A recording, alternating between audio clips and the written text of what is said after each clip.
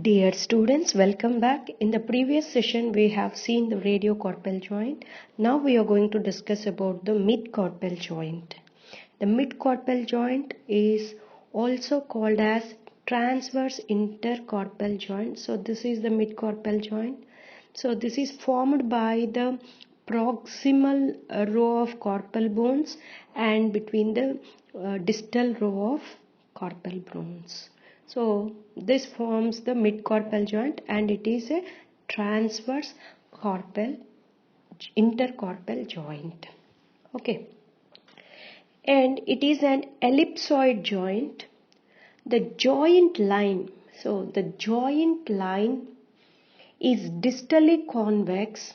It is distally convex on the lateral aspect and it is medially concave. It is medially concave. Okay.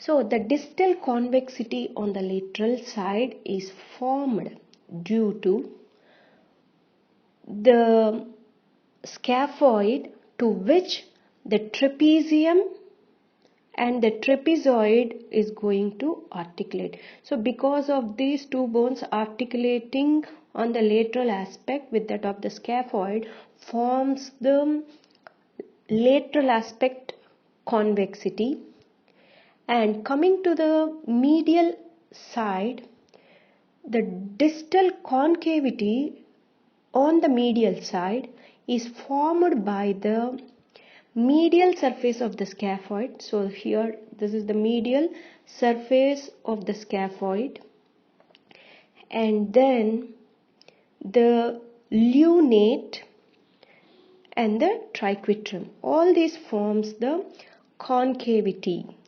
So this forms the distal concavity on the medial side. Okay. Capitate and hamate lie in this concavity.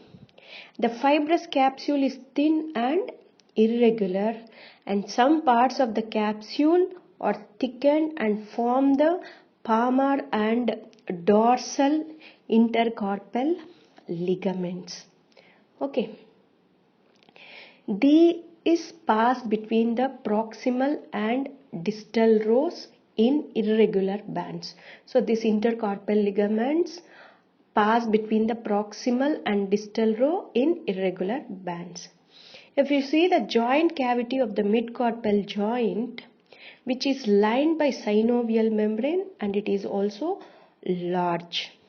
Okay, the central part of the cavity, you can see here, the central part of the cavity extends. So if you see here, this is the midcarpal joint, isn't it? This one is the proximal and this one is distal. So this is the cavity which extends proximally with the three bones, that is three carpal bones from side to side between the two rows of carpal bones, and extension from the central portion run proximally between the three bones, that is scaphoid, lunate and triquetral, and distally between the four bones of the distal row. So here you can see here, this is the four bones of the distal row. Yes. Okay. Deficiencies in one or more of the interosseous intercarpal ligaments may cause the joint cavity to communicate with the cavity of the wrist or with that of any of the carpometacarpal joints. So if any damage to such kind of ligaments which are present, so this cavity may join with the radiocarpal or carpometacarpal joints. Okay, so this is the structure of the midcarpal joint and the articulating surfaces and the joint cavity present in the midcarpal joint. However, it is anatomically separate from the radiocarpal joint and it has a fibrous capsule and synovial lining which is continuous with each intercarpal articulation and may be continuous with some of the carpo-metacarpal joints. Okay. Because of this complexity of this midcarpal joint surfaces, that means it is having some concave convex configuration, makes this midcarpal joint very complex. This complexity of surfaces and the ligamentous connections, however, forces for easy understanding of these concepts of its movements. Okay, functionally, the distal row, if you see this, the distal row move as an almost fixed unit. So if you can see all these bones, the distal row will move all together as an unit. Okay, and the capitate and hamate. So this capitate and hamate are having strongly bound attachments with it, and also it is having very small amount of play in between them. So in between these two bones there is a little movement taking place, and these two will have strong bonding. Okay, and the union of distal carpals also results in nearly equal distribution of loads across the carpal bones. So because of this all these four bones acting as a unit, it helps in equal distribution of loads across the carpal bones. Now we will see how this load is going to be transmitted between these bones. Okay,